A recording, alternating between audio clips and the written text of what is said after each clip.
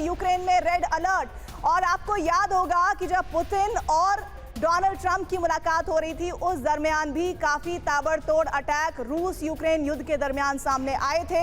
लेकिन अभी इस वक्त पूरे यूक्रेन में रेड अलर्ट है, ड्रोन और मिसाइल अटैक का अलर्ट जारी किया गया है। और ये एहतियातन कदम यूक्रेन में इसलिए उठाए गए हैं क्योंकि जो भी मैसेज इस बैठक के बाद निकलेगा वो बहुत दूर तक असर करेगा। उसका असर सिर्फ रूस तक नहीं होगा बल्कि पूरी दुनिया पर उस संदेश का असर होगा और उसके तहत यूक्रेन में रेड अलर्ट जारी किया गया है। तो यूक्रेन में जहां देखिए एक तरफ ड्रोन और मिसाइल अटैक से पहले एयर रेड अलर्ट पूरे यूक्रेन में इस वक्त दिखाई दे रहा है, तो वहीं देखिए ये मुलाकात अहमियत रखती है। यानी रूस किसी भी सूरत में ये नहीं दिखाना चाहता है कि वो किसी तरह से झुक रहा है। पूरी तरह से इस वक्त भी युद्ध के मैदान में युद्ध उसी तरह से जारी है, बल्कि और आक्रामक हुआ है।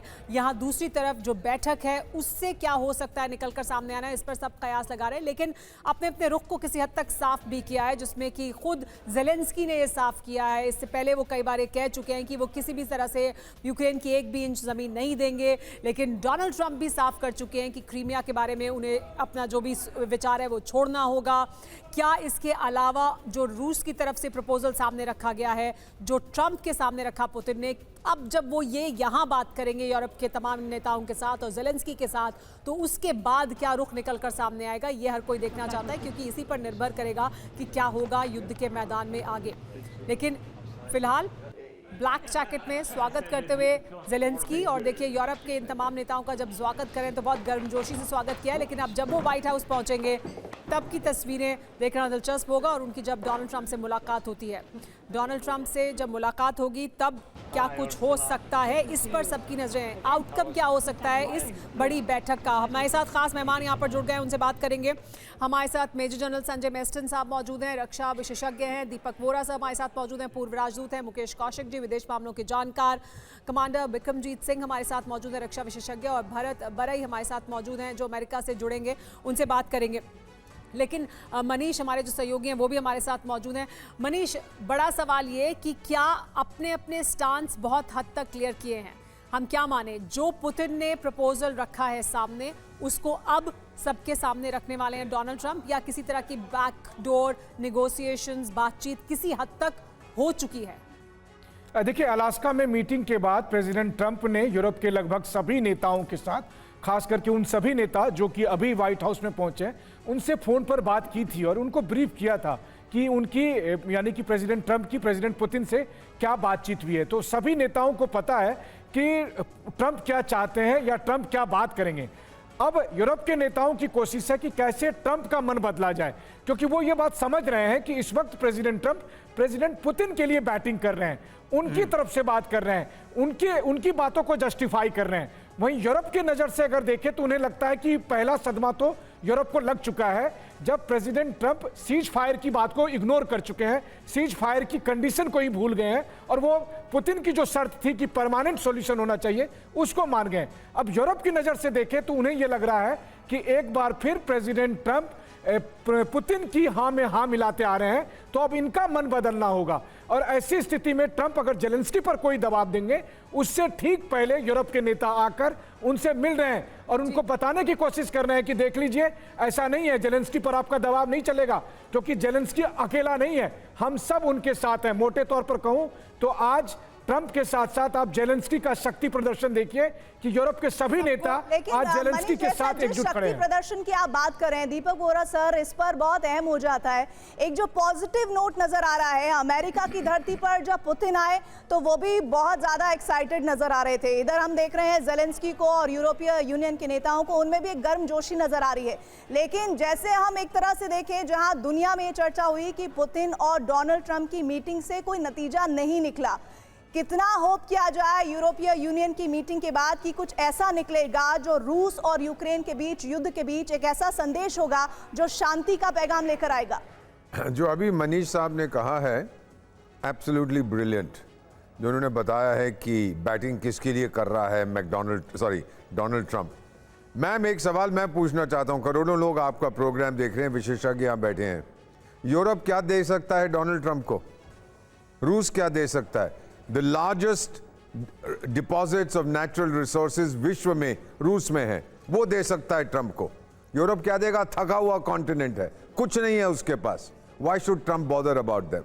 तो मेरा ये मानना है निर्णय जो लिए गए थे वो अलास्का से पहले लिए गए थे, जब विटकॉफ साहब गए थे। American foreign policy Marco Rubio नहीं बनाता, एक गोल्फ प्लेयर बनाता है, क्या नाम है उसका, स्टीव विटकॉफ।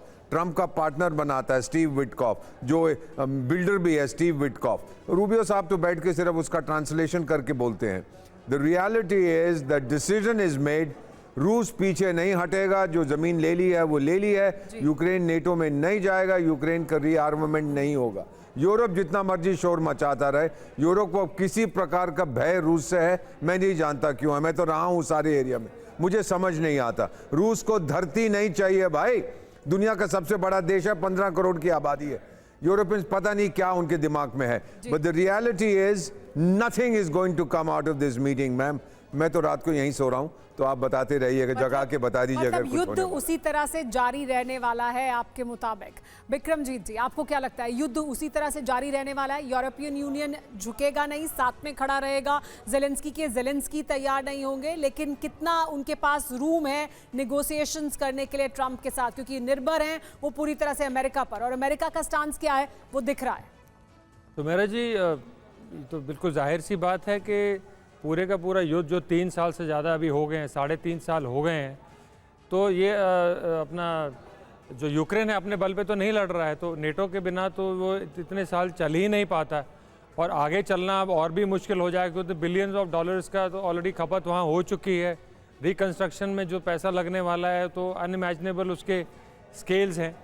तो ये मैं भी यही एम्बेसडर साहब से, मैं बिल्कुल वोरा साहब से बिल्कुल सहमत हूँ कि ज़्यादा इस मीटिंग से कुछ हम एक्सपेक्ट ना करें, क्योंकि ये अब अपने एक नेशनलिस्ट काइंड ऑफ उसके ऊपर आ गई है बात कि नहीं हमारा देश है, हम कितनी धरती दें, हम धरती क्यों दें, हम नहीं धरती देंगे।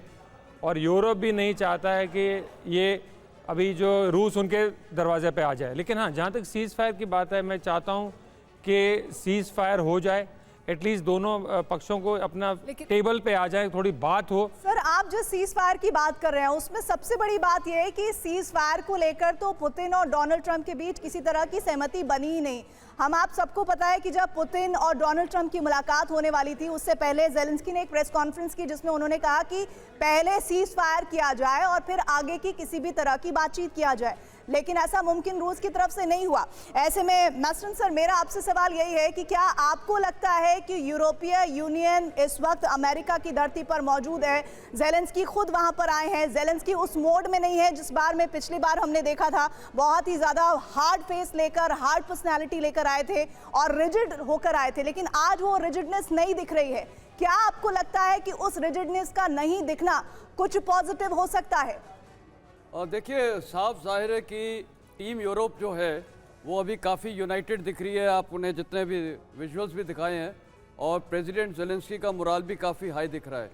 साथ ही में प्रेसिडेंट जेलेंस्की का ड्रेस में तो फ़र्क आया है, तो इसका मतलब उनको फ़र्क पड़ा था। जो लास्ट टाइम उनको फरवरी में जो भी ट्रीटमेंट मिला था व्हाइट हाउस में, थोड़ा फ़र्क पड़ा है, तो थोड़ा कॉम्प्रोमाइजिंग स्टांस यहाँ पर दिखा है। लेकिन जो तेवर है टीम यूरोप के और प्रेसिडेंट जेलेंस्की शामिल, वो काफ़ी स्ट्रॉन्ग तेवर हैं और कोई कॉम्प्रोमाइज़ होता हुआ नहीं दिख रहा है। हार्ड एंड स्टैंड है। प्रेसिडेंट ट्रंप का भी हार्ड एंड स्टैंड है, और वो जनरली रशियन नैरेटिव को प्ले कर रहे हैं।